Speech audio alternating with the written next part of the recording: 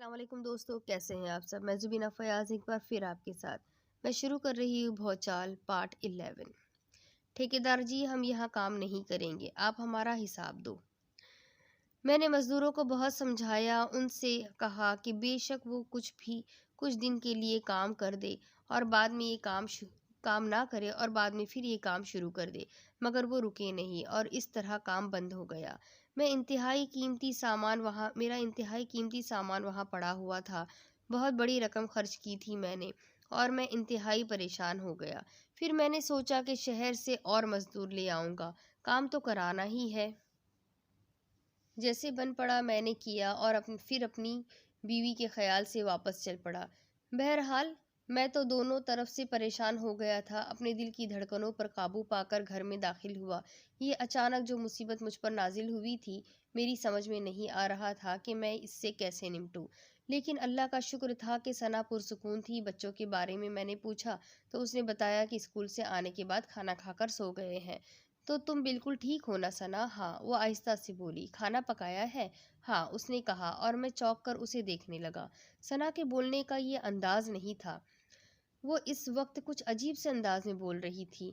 میں آپ کو بتاؤں جناب، ہمارے درمیان بہت محبت ہے، ہم ایک دوسرے سے اتنی واقفیت رکھتے ہیں جتنی میاں بیوی کو رکھنی چاہیے۔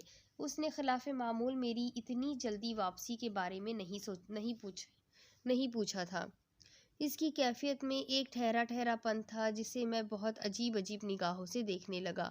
وہ کھانا لینے چلی گئی تھی، پھر وہ ٹرے لے کر اندر داخل ہوئی، ٹرے سینٹر ٹیبل پر رکھی، واپس مڑی اور دروازہ بند کر دیا۔ یہ بھی سمجھ میں آنے والا عمل نہیں تھا۔ میں نے گردن جھٹکی، بھوک لگ رہی تھی، سالن کے رکاب سے ڈھکن ہٹایا تو حلق سے بے اختیار چیخ نکل گئی۔ پھر رکاب میں شوربہ بھرا ہوا تھا اور اس میں لمبے لمبے عجیب ساخت کے کیڑے تیر رہے تھے۔ میں نے بے اختیار رکاب اٹھا کر دور پھینک دی اور پھر دہشت زدہ انداز میں ثنا کو دیکھا، لیکن اس کی صورت دیکھ کر میرا سانس بند ہو گیا۔ صاحب کیا بتاؤں، وہ سیدھی کھڑی ہوئی تھی اور اس کے دانت بھی 1 انچ لمبے ہو گئے تھے۔ آنکھوں کا رنگ گہرا سرخ تھا اور ان میں پتلیاں نہیں تھیں۔ سر کے بال اس طرح ایک دوسرے سے لہرا رہے تھے جیسے سانپ کلبلا رہے ہوں۔ اس کی یہ ہیبت ناک صورت دیکھ کر میرا رواں کانپ اٹھا تھا۔ اعصاب بے جان ہو گئے تھے۔ اٹھ کر بھاگنے کی کوشش کی لیکن ہاتھ پاؤں نے ساتھ نہیں دیا۔ بولنا چاہا لیکن آواز نہیں نکلی، بس میری دہشت بھری نگاہیں اسے دیکھ رہی تھی اور وہ اپنی سرخ آنکھوں سے مجھے دیکھ رہی تھی۔ پھر اس کے چہرے کا زاویہ بدلا اور اس نے زمین پر کلبلاتے ہوئے کیڑے کو دیکھا۔ آگے بڑھ کر ان کے قریب گئی، الٹی ہوئی رکاب سیدھی کی۔ اس نے یہ کیڑے پکڑ کر اس میں رکھنا شروع کر دیے۔ میں سکتے کے عالم میں اسے دیکھ رہا تھا اور وہ جیسے مجھ سے بے نیاز اپنے کام میں مصروف تھی۔ سوچنے سمجھنے کی قوتیں اس وقت کمزور ہو گئی تھی، لیکن پھر بھی سوچا کہ کیا اس نے تمام کیڑے چن کر رکاب میں رکھے، اور پھر اس طرح ہاتھ ہلانے لگی جیسے نیم بے سودگی کی کسی کیفیت میں ہو۔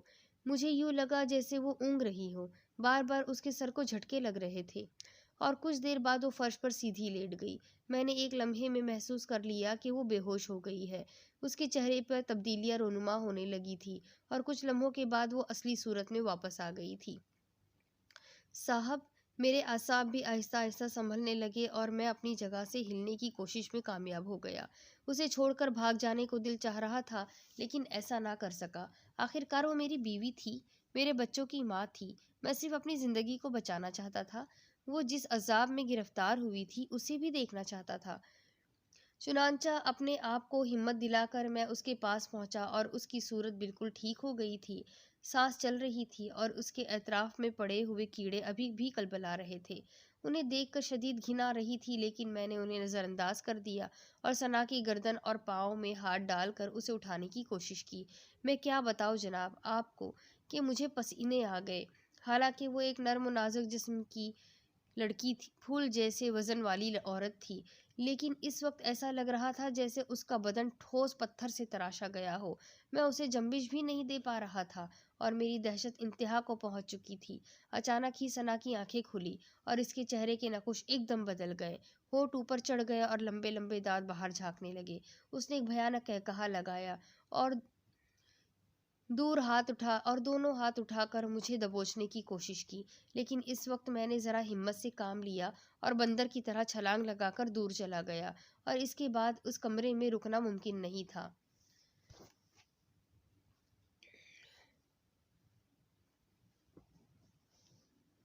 कि मैं तो क्या कोई भी और होता तो वो वहां ना टिक सकता था। दौड़कर बच्चों के कमरे की तरफ आया और दरवाजा खोलकर घुस गया। इसके बाद मैंने दरवाज़ा बंद कर लिया था। मेरे दिल की जो कैफ़ियत थी मैं उसे अल्फ़ाज़ में बयान नहीं कर सकता। आप एक इंसान होने की हैसियत से खुद सोचें, बैठे-बिठाए जो मुसीबत मुझ पर आन पड़ी थी, मेरी जगह कोई भी होता उसका दिमागी तवाज़ुन दुरुस्त नहीं रह सकता था। मैं अपने बच्चों के पास बैठकर सोचने लगा कि अब क्या करूँ? इस मुसीबत से कैसे छुटकारा पाऊँ? ये सारी बातें, ये सारी कहानियाँ, जिन भूत और इस किस्म के अमल, इस बारे में सुन तो रखा था, लेकिन ज़िंदगी के किसी हिस्से में खुद मुझ पर ऐसी विपदा पड़ेगी, ये मैंने कभी नहीं सोचा था। हालांकि इस आसेफज़दा बाग की कहानियाँ मैंने सुनी थी, लेकिन उन्हें तस्लीम नहीं किया था, और अब ये सब कुछ मेरी निगाहों के सामने आ गया था। मेरी हालत बेपनाह ख़राब थी। मैंने सोचा ठेका जहन्नम में जाए, जो रकम फंस गई है वो भी गर्क हो जाए, मुझे इस चीज़ का अफसोस नहीं होगा, लेकिन मेरा घर, मेरी बीवी, मेरे बच्चे कैसे इस मुसीबत से छुटकारा हासिल करेंगे? बहरहाल कुछ ना कुछ तो करना ही था। बड़ी मुश्किल से मैंने हिम्मत की, सोते हुए बच्चों को जगाया, उन्हें साथ लिया और कमरे से बाहर निकला। लेकिन जो ही मैंने कमरे से बाहर कदम रखा, मुझे सना नजर आ गई। मैं एकदम चौंक पड़ा। मैंने उसे गौर से देखा। वो उदास सी खड़ी थी, लेकिन उसकी कैफियत बिल्कुल नॉर्मल थी। मैंने खौफ भरी निगाहों से उसे देखा और उसने मेरी तरफ देखा। फिर उसने बोझल लहजे में बच्चों के नाम लेकर उन्हें पुकारा और दोनों बच्चे उसके पास पहुंच गए। उसने ताज्जुब से मेरी तरफ देखा, फिर बोली, अरे आप कब आए? मैंने बौखलाए हुए लहजे में कहा। उसके पूछने के अंदाज में बिल्कुल सादगी थी। मैंने सूरत हाल पर गौर किया। इस दौरान सना बच्चों के साथ मेरे करीब आ गई और बोली, खैरियत तो है? रंग पीला पड़ रहा है आपका। क्या हो गया था? आप जल्दी कैसे आ गए? वो बस तुम्हारी वजह से। सना, तुम कहाँ थी और क्या कर रही थी? वो खोए खोए लहजे में बोली और मैं उसे देखने लगा। हाँ, तुम बस दोपहर का खाना खाया था, बच्चों को सुलाया और खुद भी अपने कमरे में आकर सो गई थी। गहरी नींद आ गई। फिर कुछ आवाजें सुनी तो आंख खुल गई। बाहर आकर देखा तो आप थे, उसने जवाब दिया। जो कुछ मुझ पर बीत चुकी थी वो एक अलग कहानी थी, लेकिन अगर सना को इस बारे में बता देता, शायद वो खौफ से ही मर जाती। इसका अंदाज़ा मुझे हो गया था कि जो कुछ इस पर बीती थी वो इसके इल्म में बिल्कुल नहीं था। चुनांचा मैंने खामोशी ही मुनासिब समझी थी और कहा, बस तुम्हारी वजह से ज़रा जल्दी आ गया हूँ। मैंने सोचा कि कहीं तुम परेशान ना हो रही हो। वो खामोश हो गई। इसके बाद वक्त गुजरता रहा और रात हो गई। बच्चों को आज हमने स्कूल इसी कमरे में सुला लिया था। सना ने इसकी वजह पूछी तो मैंने कहा, बस यूं ही सना, पिछली रात जो वाकया पेश आया है इससे मैं बहुत मुतासिर हो गया हूँ। वैसे जो काम मैं कर रहा था वो भी कुछ दिन के लिए रुक गया है। मेरा ख्याल है कि अब चंद रोज तक नहीं जाऊंगा। आप सना ने ताजुब भरे लहजे में कहा, कोई बात है जो आप मुझसे छुपा रहे हैं? नहीं, कोई ख़ास बात नहीं। रात के वाक़ये के बारे में सोचकर बहुत परेशान हो रहा हूँ। आख़िर वो सब क्या था? तुम्हारी समझ में कुछ आता है? मेरे इन अल्फ़ाज़ पर सना ख़ामोश हो गई थी। देर तक ख़ामोश रही। फिर उसने कहा, नहीं, कोई ख़ास बात तो नहीं है। बस दिमाग कुछ गुमसुम सा है। ऐसा लग रहा है फिर जैसे पूरे वजूद पर कोई वजूद तारी रहा है। मैं खुद को समझ नहीं पा रही कि क्या हुआ है। मैं सना की बात सुनकर खामोश हो गया था, लेकिन दिल में हजारों खौफ और बुरे ख्याल जन्म ले रहे थे। ये अंदाज़ा हो गया कि ये मुसीबत सर पर आई हुई है और कुछ नहीं कहा जा सकता कि इससे छुटकारा कैसे हासिल होगा। हो सकता है ये सब कुछ खुद ब खुद ठीक हो जाए। बहरहाल बस लेटे लेटे करवटें बदल रहा था। सना के बारे में भी अंदाज़ा लगाने की कोशिश कर रहा था, जाग रही है या सो रही है। थोड़ी देर बाद एहसास हुआ कि सना सो गई है। बच्चे पहले ही गहरी नींद सो रहे थे। मैं इंतहाई कोशिश के बावजूद नहीं सो सका था। परेशान कुन ख्यालात जहन में आ रहे थे। ठेके का मसला भी दरमियान में था। जो वादा किया था इस फार्म हाउस को मुकम्मल करने का, उसमें रुकावट पैदा हो गई थी। शहर से मजदूरों की तलाश करना, यहाँ तक लाना, और उसके बाद ये भी हो सकता था कि वो भी यहाँ से फरार हो जाए। समझ में नहीं आ रहा था कि क्या करूँ। क्या ठेका कैंसिल कर दूँ? लेकिन ये बहुत बड़ा नुकसान हो जाता। और भी बहुत से ऐसे मामलात थे जो इस ठेके को कैंसिल करने की वजह से पैदा हो सकते थे। बस इन्हीं सोचों में रात की नींद गायब हो गई।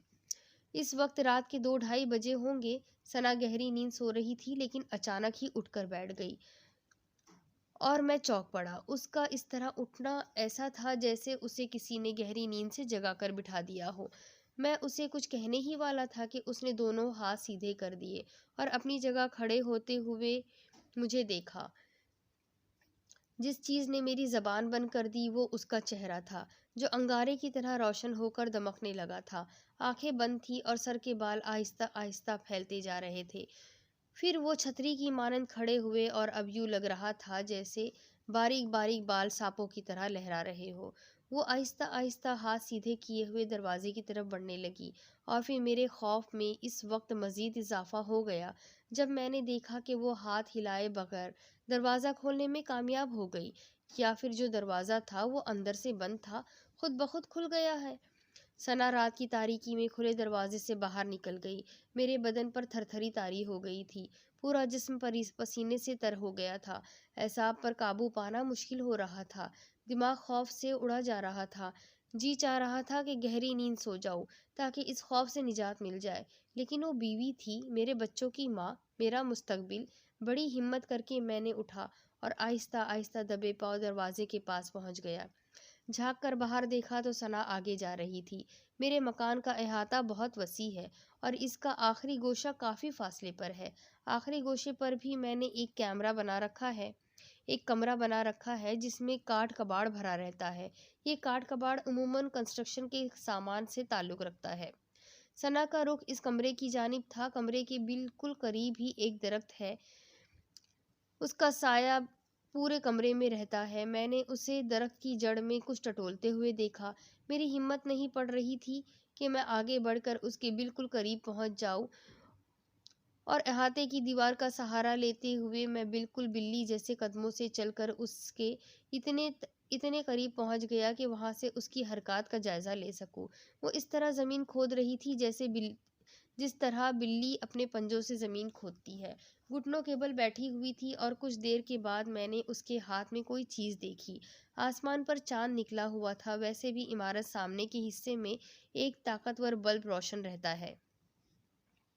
ये रोशनी करना मेरी हमेशा की आदत थी, चुनांचा इसकी वजह से आज मैं सना की तमाम हरकतें देख सकता था। और फिर जो मंजर मैंने देखा वो मेरे दिल की हरकत बंद करने लगा। मैंने उस मुजस्समे को साफ पहचान लिया जिसको मैं खुद मुसीबत बनाकर अपने साथ लाया था। वहाँ वही मुजस्समा था जो कॉर्निस से गायब हुआ था। सना उसे एक दरख्त की जड़ में एक ऊंची जगह रख दिया और फिर तकरीबन 4 फीट पीछे हटी और घुटनों बल बैठकर हाथ उस तरह सीधे किए जैसे कोई किसी की इबादत करता हो, और उसके बाद उसके एक अजीब व गरीब अमल शुरू कर दिया। उसने हाथ जमीन पर टिका लिए और खुद भी इसके साथ झुकती चली गई, फिर सीधी हुई पीछे की सिमत जिस्म को मोड़ने लगी।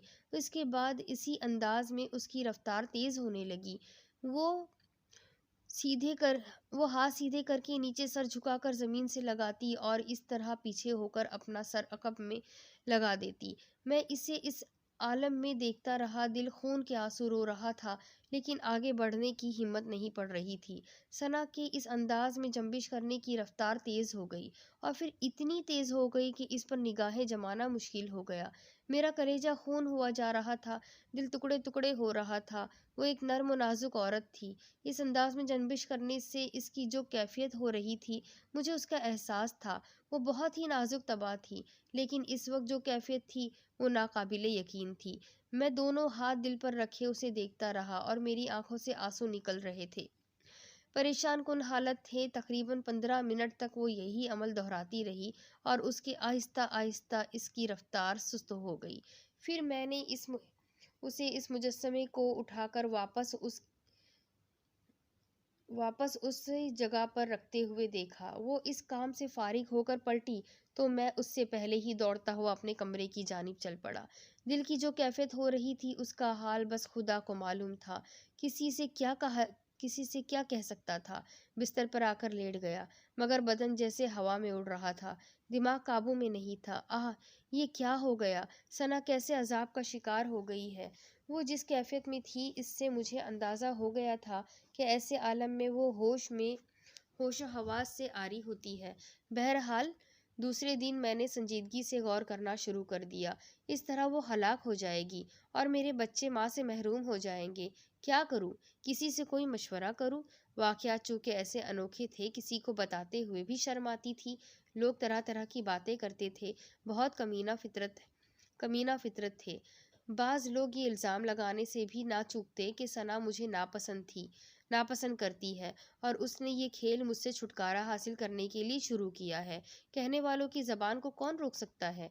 बहुत से इलाकों में मैंने ऐसे बोर्ड लगे हुए देखे थे जिनमें सड़क छाप जादूगर जादू टोने के खिलाफ काम करने के दावे करते हैं। मैं इस बारे में कुछ नहीं जानता था। बहरहाल मुख्तलिफ लोगों से मुख्तलिफ मालूमात हासिल हो रही थी। एक सन्यासी बाबा से मेरी मुलाकात हुई जिनका तजुर्बा 70 साल का होगा और उम्र 40 साल। बहरहाल ये तो पता नहीं चल सका कि उम्र 40 की उम्र में 70 साल का तजुर्बा कैसे हो गया। इसके लिए उन्होंने एक तजुर्बा किया और इस तजुर्बे ने मुझे काफ़ी मुतासिर किया। फिर मैंने सारी सूरत हाल सन्यासी बाबा को बताई। उन्होंने हिसाब किताब लगाकर बिल मेरे हाथ में थमा दिया।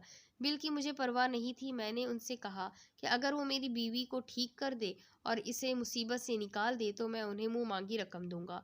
चुनांचे सन्यासी बाबा मेरे साथ मेरे घर आ गए। मैंने उन्हें वो दरख्त दिखाया जिसकी जड़ में वो खौफनाक मुजस्समा था।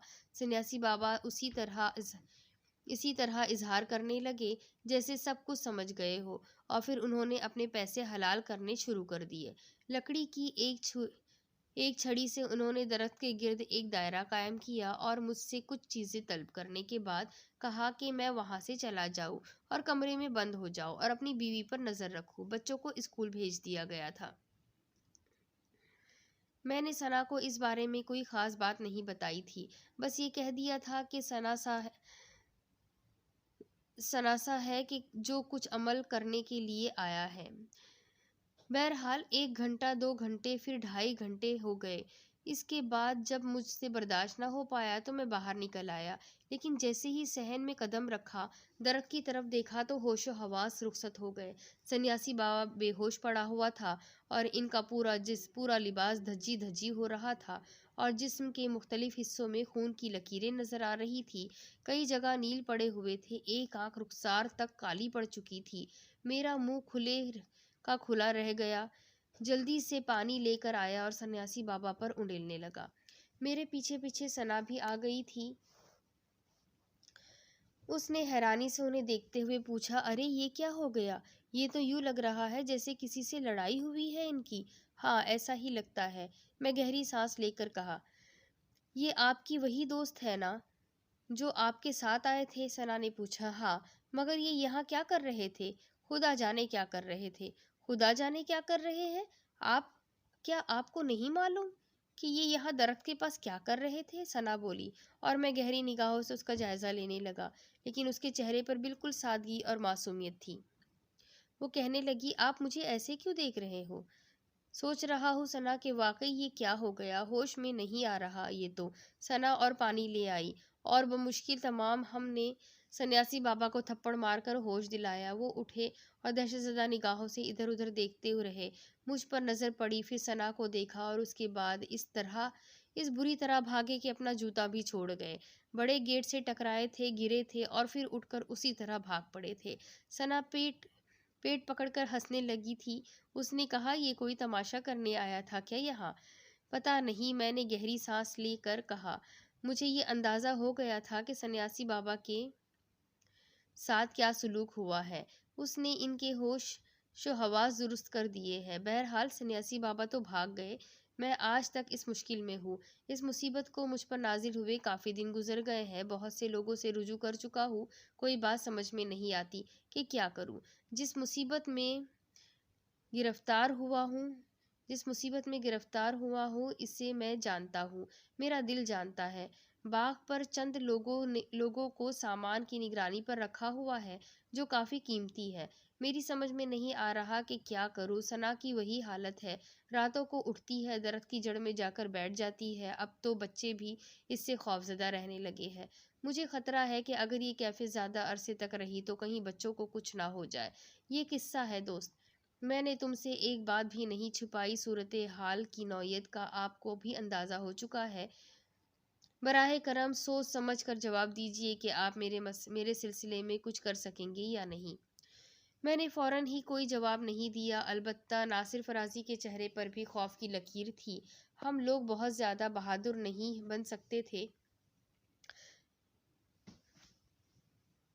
میں نے البتہ اختر سے اس کے گھر کا پتہ پوچھا اور اس نے اپنا کارڈ نکال کر میرے حوالے کر دیا، پھر بولا، کیا آپ لوگ مجھے ابھی یہ بتانا پسند کریں گے کہ آپ اس سلسلے میں کیا کر سکتے ہیں؟ اختر صاحب، ابھی ہم کچھ نہیں بتائیں گے، لیکن بہت جلد آپ کو اس سلسلے میں تفصیل بتا دی جائے گی، چاہے وہ معذرت کی شکل میں کیوں نہ ہو۔ ٹھیک ہے، اب مجھے یہ بتائیے کہ مجھے آپ کو کیا پیش کرنا ہوگا؟ میرا مطلب ہے اس وقت آپ ہمارے ساتھ ایک کپ چائے پئیں، بس یہی ہمارا معاوضہ ہے۔ نہیں، میرا مطلب ہے، عرض کیا نا، ہم معاوضے کے لیے کام نہیں کرتے، کاش ہم آپ کی مشکل کو دور کر سکیں۔ اختر بہت متاثر ہوا تھا، البتہ اس کے جانے کے بعد ناصر فرازی نے ہنستے ہوئے کہا، وہ سوچ رہا ہوگا کہ ہم بہت اچھے کاروباری ہیں، اس طرح اسے دلاسا دے کر چائے پلا کر بعد میں اس سے کوئی بڑی رقم طلب کریں گے۔ اب یہ بتاؤ ناصر، کیا ارادہ ہے، کیا کرنا ہے؟ میں نے سوال کیا۔ محترم جناب قبلہ جمیل صاحب، بات اصل میں یہ ہے کہ ہم میں سے کوئی بھی عالم تو ہے نہیں، لیکن ظاہر ہے کہ ہم نے یہ ادارہ کھولا ہے اور جو بورڈ ہم نے لگایا ہے اس کی لاج بھی رکھنی ہے۔ بیچارے اسماعیل عباسی کو تو ہم نہیں بچا سکے کیونکہ وہ ایک روح کے انتقام کی بات تھی، لیکن کوشش تو جاری رکھیں گے۔ ہونا وہی ہے جو اختر اور ثنا کی تقدیر میں لکھا گیا ہو، لیکن بہرحال تھوڑا سا تجربہ، تھوڑا سا مشاہدہ بڑی کارآمد چیز ہوتی ہے، یہ تو کر کے دیکھ لیا جائے گا۔ گویا تم اس بات سے اتفاق کرتے ہو کہ وہاں جا کر صورتحال کا جائزہ لیا جائے۔ میرا تو یہی خیال ہے کہ پہلے کی مانند جس طرح ہم وہاں اس عمارت میں پہنچے تھے، بہرحال ان سارے واقعات کا اختتام دیکھ کر آئے تھے، اسی طرح میں سمجھتا ہوں کہ اب ہمیں اپنا یہ کام کرنا چاہیے۔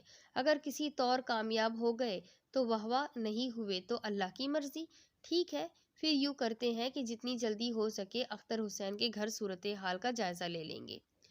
اور اس بات پر ہم دونوں نے بیک وقت اتفاق کر لیا، حالانکہ بیچارہ ناصر فرازی بھی یہ بات نہیں جانتا تھا کہ میری اصلیت کیا ہے۔ جسے وہ سمجھ رہا ہے وہ جمیل نہیں ہے بلکہ کوئی اور ہی شخصیت ہے۔ اس دن تو خیر ہم نے اختر کے گھر جانا مناسب نہیں سمجھا، تھوڑے بہت انتظامات بھی کرنے تھے، کوئی طریقہ کار منتخب کرنا تھا، میرے ذہن میں بہت سے وسوسے آئے تھے۔ بہرحال اللہ کا نام لے کر ہی فیصلہ کیا کہ جو ہوگا دیکھا جائے گا، ہمیں ہر قیمت پر اختر حسین کے معاملے میں الجھنا پڑے گا۔ رات کو ناصر فرازی سے اس موضوع پر گفتگو ہوئی اور یہ طے پایا کہ اختر سے رابطہ کر کے ہم اس سے کہیں گے کہ ہمیں کچھ وقت کے لیے اپنے گھر قیام کی اجازت دے دے۔ پھر میں بعد میں یہ نہ بتائے کہ ہم کس لیے آئے ہیں، ثنا کو یہ نہ بتائے کہ ہم کس لیے آئے ہیں، اور ثنا کو یہی کہے کہ ہم اس کے دوست ہیں جو یہاں قیام کے لیے پہنچے ہیں۔ اس کے لیے اختر حسین سے ملنا بہت ضروری تھا۔ حمید اللہ کو ہم نے یہ ڈیوٹی سونپی کہ وہ اختر حسین کے گھر جائے اور ہمارا یہ پیغام دے دے اور کہے کہ ہم اس سے ملنا چاہتے ہیں۔ چنانچہ حمید اللہ وہاں روانہ ہو گیا، اختر اس کے ساتھ ہمارے پاس آ گیا، چہرے پر وہی فکر منجمد نظر آ رہی تھی۔ آنے کے بعد بولا، میں تو یہ سمجھتا تھا کہ شاید آپ لوگوں نے میرے مسئلے میں رسک نہ لینے کا فیصلہ کیا ہے۔ نہیں، ہم نے آپ کے مسئلے میں حصہ لینے کا فیصلہ کیا ہے۔ آپ کام کرنے کی بات کر رہے ہیں، اس کا بہت بہت شکریہ، لیکن میں ایک عرض کرنا چاہتا ہوں، یہی کہ ہم اپنے ہر فعل کے خود ذمہ دار ہوں گے۔ کاش میرے گھر میں آپ کو کوئی نقصان نہ پہنچے۔ اچھا، اب ان باتوں کو چھوڑیے مسٹر اختر، ایک بات بتائیں، ہم آپ کو حسن کہیں یا اختر؟ یہ آپ کی مرضی ہے۔ میرا خیال ہے اختر زیادہ اچھا لگتا ہے۔ اچھا، تقریباً 4 بجے ہم ایک سوٹ کیس کے ساتھ آپ کے گھر پہنچ رہے ہیں۔ آپ کے مہمان ہیں اور کسی دوسرے شہر سے آئے ہیں، آپ کے گھر قیام کریں گے۔ بہت بہت شکریہ۔ نام معلوم کر سکتا ہوں آپ کے؟ جمیل اور ناصر۔ بہت بہتر، آپ لوگ تشریف لے آئیے۔ اس سے زیادہ خوشی کی بات میرے لیے اور کیا ہو سکتی ہے؟ کوئی اور خاص بات تو نہیں؟ حمید اللہ کو ہم نے تمام صورتحال بتائی اور کہا، ہو سکتا ہے کہ ہم کچھ دن تک دفتر نہ پہنچ سکے، ایک کیس ہے جس پر کام کرنا ہے۔ حمید اللہ کو بھلا کیا اعتراض ہو سکتا تھا؟ اسے ضروری ہدایت دے کر ہم لوگ باہر نکل آئے، بازار سے کچھ خریداری کی، بچوں کے لیے کھلونوں اور مٹھائی وغیرہ کے علاوہ ایک آدھ ساڑی بھی لے لی، تاکہ یہ تاثر پختہ ہو جائے کہ ہم واقعی کسی دوسرے شہر سے آئے ہیں، اور پھر مقررہ وقت پر اختر حسین کے گھر پہنچ گئے۔ اچھا خاصا خوبصورت مکان تھا، ٹھیکیدار کا ہی معلوم ہوتا تھا۔ جگہ جگہ کنسٹرکشن کا سامان بکھرا پڑا تھا۔ وہ درخت بھی نظر آ گیا جس کی جڑ میں وہ مصیبت دفن تھی۔ اختر حسین نے باہر نکل کر ہمارا استقبال کیا اور بولا، میں نے ثنا کو بتا دیا تھا کہ میرے جگری دوست آ رہے ہیں، آئیے، آپ لوگوں کا استقبال ہے۔ وہ آپ کا ہی انتظار کر رہی ہے، بلکہ باورچی خانے میں مصروف ہے، کھانا پکا رہی ہے۔ ہم اس کے ساتھ اندر داخل ہو گئے، احاطے کا جائزہ لیا، ایک منحوس سا تاثر تھا، دل کو محسوس ہو رہا تھا کہ اس سے اختر سے سوال کر لیا جائے کہ پہلے بھی یہاں ایسا ہی ماحول تھا یا کسی بدروح کا سایہ ہونے کے بعد یہ صورتحال ہے، لیکن یہ سوال اسے خوفزدہ کر دیتا، اس لیے ہم نے اس کا خیال رکھتے ہوئے ثنا سے ملاقات کی۔ وہ نرم و نازک سی خاتون تھی، عمر 28 سال سے زیادہ نہیں ہوگی، چہرے پر کچھ شوخ لکیریں بھی تھیں، لیکن اب چہرے پر ایک اور احساس بھی چھایا ہوا تھا۔ اس نے کہا، ہمیں نہیں معلوم تھا کہ اختر کے آپ جیسے دوست بھی ہیں۔ اختر نے اپنی بے شمار باتیں ہم سے چھپا رکھی ہے۔ آپ لوگوں کے آنے سے بڑی خوشی ہوئی ہے ہمیں، لیکن کیا؟ ناصر نے سوال کیا، تو ثنا نے اختر کی طرف دیکھا اور حسن بولا، اب اتنی جلدی بھی نہ کرو ثنا، میرے دوست سمجھیں گے جیسے تم انہیں ڈرا کر یہاں سے بھگانا چاہتی ہو۔ ارے نہیں، خدا کی قسم، میں تو یہ چاہتی ہوں کہ یہ 2-3 مہینے ہمارے ساتھ رہیں، اتنی خدمت کروں گی ان لوگوں کی، ایسی چیزیں پکا کر کھلاؤں گی کہ یہ بھی یاد رکھیں گے۔ بھائی، آپ وعدہ کریں کہ آپ ہمارے ساتھ ایک اچھا اور طویل وقت گزاریں گے۔ بھابھی، کھانے پینے کے تو ہم بہت شوقین ہیں، لیکن بزرگوں کا کہنا ہے کہ اگر عزت کرانی ہے تو 2 دن مہمان رہو، 4 دن مہمان رہو، اس کے بعد شرافت سے چلے جاؤ، اس سے پہلے کہ میزبان باہر پھینکوا دے۔ ان باتوں پر دونوں میاں بیوی خوب ہنسے اور پھر ثنا نے کہا، چلیے بھائی، ٹھیک ہے، اگر آپ ہماری نگاہوں میں فرق پائیں تو چلے جائیے، مگر شرط یہ ہے کہ جب تک ہم آپ کی خدمت کرتے رہیں آپ جائیں گے نہیں۔ چلے ٹھیک ہے، یہ فیصلہ بعد میں ہو جائے گا۔ اب یہ بتاؤ، مہمانوں کو ٹھہرائیں گے کہاں؟ عمارت اندر سے کافی اچھی تھی، کیونکہ اختر خود کنسٹرکشن کا کام کرتا تھا، اس لیے اس نے گھر بھی بہت اچھا بنوایا تھا۔ ایک کافی کشادہ کمرہ ہمیں دیا گیا جس کی بڑی کھڑکی پورے احاطے کے سامنے کھلتی تھی۔ کمرے میں ہر ضروری آسائش کا بندوبست تھا، باتھ روم بھی کمرے کے ساتھ ہی بنوایا گیا تھا، بیڈ بھی موجود تھا، میز کرسی بھی اور ضرورت کی باقی تمام چیزیں بھی۔ چنانچہ ہم نے سب سے پہلے اپنے کمرے میں قیام کیا۔ ثنا کے بارے میں ہم نے اندازہ لگایا تھا کہ کافی خوش مزاج اور اچھی طبیعت کی خاتون ہے، لیکن اس کے بارے میں اختر نے جو کچھ بتایا تھا وہ بہت افسوسناک تھا۔ دونوں بچے بھی بہت پیارے تھے، لڑکے کا نام گڈو اور لڑکی کا نام فضا تھا۔ شام کی چائے اور رات کا کھانا بہت اچھا بنایا گیا تھا۔ اس دوران ہم لوگ باہر بھی آئے تھے اور اختر ہمیں پورا گھر دکھاتا پھر رہا تھا۔ ہم اس درخت کے نیچے بھی گئے تھے یہاں صرف ایسے آثار نظر آتے تھے جن سے پتہ چلتا تھا کہ درخت کی جڑ میں کوئی چیز دفن ہے۔ بڑا سنسنی خیز ماحول تھا۔ ہم نے طے کر لیا کہ ہم انتظار کر لیں گے، رات کو خاصا وقت ہو گیا تھا تو اپنے کمرے میں چلے گئے۔ وہ کھڑکی جو باہر کی سمت کھلتی تھی سلاخوں کے بغیر تھی، اس کے دروازے کھول کر کوئی بھی اندر سے باہر اور باہر سے اندر آ جا سکتا تھا۔ ناصر فرازی نے کسی قدر متاثر لہجے میں کہا، کیا پروگرام ہے؟ جاگو گے رات کو؟ تم کیا چاہتے ہو؟ آرام کی نیند سونے آئے ہو؟ میں نے ہنستے ہوئے کہا، یار سچی بات یہ ہے کہ میں اس معیار کا انسان نہیں ہوں جس معیار کا بننے کی کوشش کر رہا ہوں۔ میں اس خوفناک مکان کے ماحول سے بری طرح متاثر ہو گیا ہوں، اور اب بھی سچ بات یہ ہے کہ میری جان نکل رہی ہے۔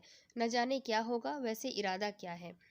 آج کی رات ذرا جائزہ لیں گے، دیکھیں گے کہ ثنا باہر نکلتی ہے یا نہیں۔ ویسے بھی یہ کمرہ بہت عمدہ ہے، یعنی جس طرح سے ہم یہاں سے سارا منظر دیکھ سکتے ہیں، شاید اس عمارت میں کوئی اور کمرہ ایسا نہ ہو۔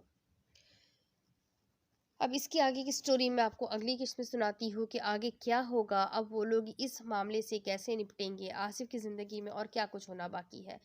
اس کے ساتھ ہی اگلی قسط میں پھر ملیں گے۔ اللہ حافظ۔